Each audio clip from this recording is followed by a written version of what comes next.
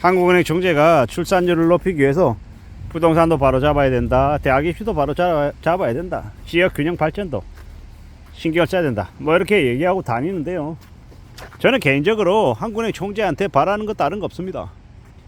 감당 못할 기준금리 인하 제발 좀 그만해라. 지금 2.75%인데 2025년 중에 2.5%로도 내리고 2.25%로도 내리고 계속 기준금리를 인하할 작정이랍니다. 왜냐? 수출, 경제성장률 향상을 위해서 올인하겠다라는 거죠. 그건 기획재정부가 해야 될 일 같은데요. 한국은행 총재는 물가 안정이 첫 번째 미션인 것 같은데, 사실상 지금 현재 한국은행 총재는 제대로 된 행보를 보이지 않고 마치 정치인이 될 것 같은 그런 느낌들을 내보입니다. 한국은행 총재로서의 역할을 뛰어넘는 너무 다양하고 너무 광범위한 주제에 대해서 이야기하고 있고, 마치 강사처럼 돌아다니며 이야기하는 듯 합니다. 현재 한국은행 총재의 신분은 물가를 잡는 한국은행 장이다라는 걸 잊지 않았으면 좋겠는데, 그러지 않고 자기가 기획재정부 장관 마냥, 경제부총리 마냥 움직이고 있어서 한국의 민생은, 한국의 서민 경제는 더욱더 나락을 향해 추락할 것 같습니다.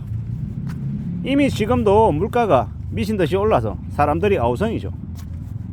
새우깡이 950원에서 1000원으로, 신라면이 950원에서 1000원으로, 새우깡이 또 이제 100원 오르고 계속해서 이제 올라가더라는 겁니다. 커피값도 오르고 뭐 안 오르는 게 뭐지? 라는 생각이 들 정도로 여러 가지들이 계속 서민들의 삶을 힘겹게 하는 것 같다라는 겁니다. 이런 시국에 우리가 살고 있는데 우리는 어떻게 선택하고 어떻게 결정하며 살 수 있겠습니까? 물가가 올라가면 사람들의 소비는 줄어드는 게 부인할 수 없는 사실입니다.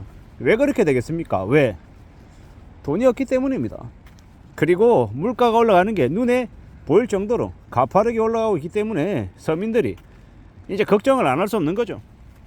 소비를 유지시키기가 어렵다라는 걸 안다라는 겁니다. 돈이 부족하고 먹고 사는 게 이제 뒤틀리니까 더 이제 그렇게 변하는 거죠.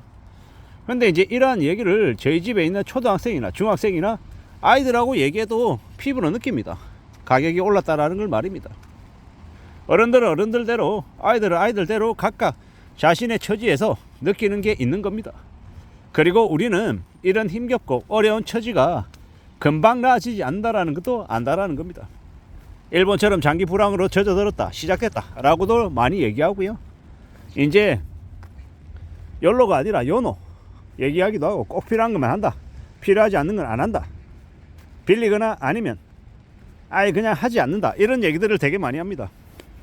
이렇게 상황이 확확 바뀌나 라는 생각이 들 정도인 거죠.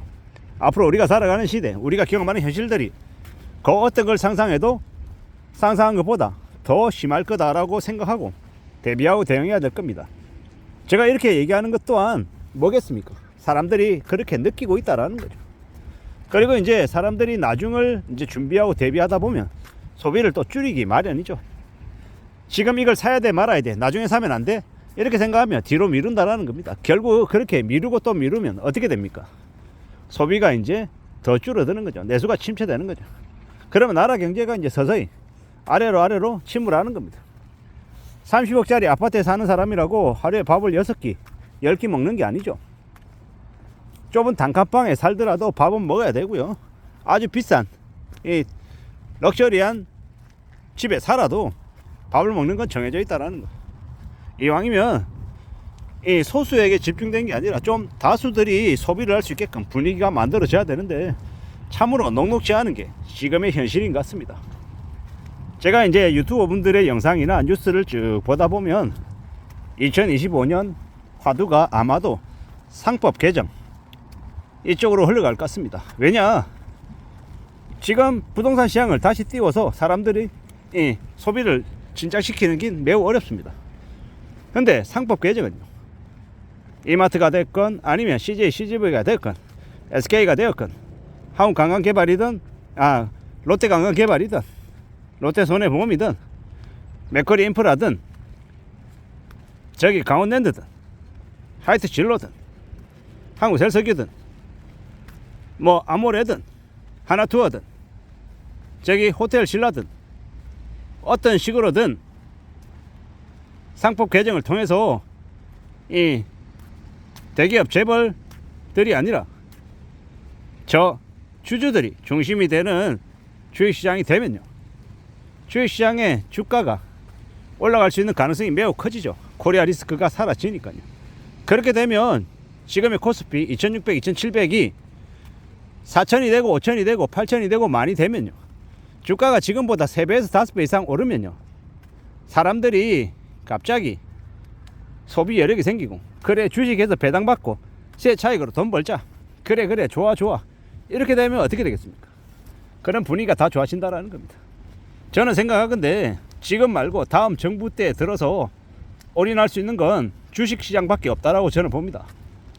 상법 개정을 통해서 이 재벌들이, 족벌가들이 좌지우지하고 자기들만 돈 많이 가져가고 주가를 의도적으로 떨어뜨려서 개미들의 손실을 끼치는 그런 모습이 아니라요, 개미들이 중심이 되고 개미들이 돈을 더 벌 수 있는 분위기로 이 상황들이 바뀌어줘야, 그래야 이 한국의 경제도 살아나고 내수도 살아난다라고 봅니다. 그런 식으로 방향을 틀지 않을까라고 조심스레 짐작을 하고 추정을 하는 겁니다. 우리가 살아가는 시대, 항상 꾸준하게 벌어들이는 소득이 있어야 되고 우리가 원하는 것들을 갖춰 나갈 수 있게끔 여건들이 만들어져야, 그래야 소비를 좀 더 마음 놓고 하지 않겠냐라는 겁니다. 지금은 두려운 마음에 공포 때문에 소비를 더 하고 싶어도 못하는 게 현실이다라는 걸 잘 생각할 필요가 있는 것 같습니다. 지금의 시대, 우리가 너무 많은 걱정, 두려움, 공포들 속에 살고 있죠. 이러한 것들을 조금이라도 바로잡으려면요, 서민들에게 좀 여유로움이 있어야 된다라고 생각합니다. 근데 그 여유로움은 당분간은 부동산 시장으로부터는 나오기가 어려울 것 같습니다. 다음번은 뭐다? 주식시장이다, 국장이다 라고 말씀드리고 싶습니다. 지금 이렇게 얘기하면 국장에 대해서 돈을 못 벌고 손해를 많이 본 분들은 인정하지 않을 겁니다. 여전히 미국장이다 라고 얘기하겠지만, 미국장은 트럼프가 앞으로 의도적으로 3개월, 6개월 이내에 와장창 무너뜨릴 것 같습니다. 그렇게 되면 미국장뿐만 아니라 국장도 같이 와르르 아래로 내려가겠죠. 근데 잘 생각해 보자고요. 두고 보자고요. 그 이후에 어떤 일이 벌어질지 말입니다. 지금 현재 소비가 되게 위축이 되고 사람들이 두려워하고 공포 속에 떨고 있는데, 이런 분위기가 반전되기 위해서라도 지금이 아닌 다음 정부 때 저 상법 개정이 통과가 되고 주식시장에 호황이 생겼으면 좋겠습니다. 이상입니다.